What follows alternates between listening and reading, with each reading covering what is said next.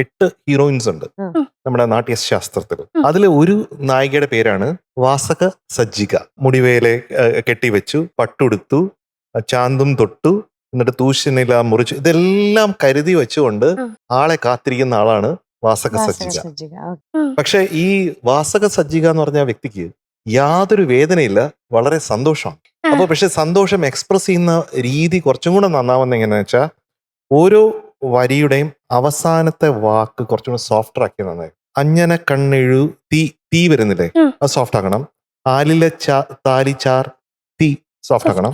അറപ്പുരവാതിലിൽ soft ആക്കണം. ഞാൻ കാത്തിരുന്നു, അത് സോഫ്റ്റ് ആക്കണം.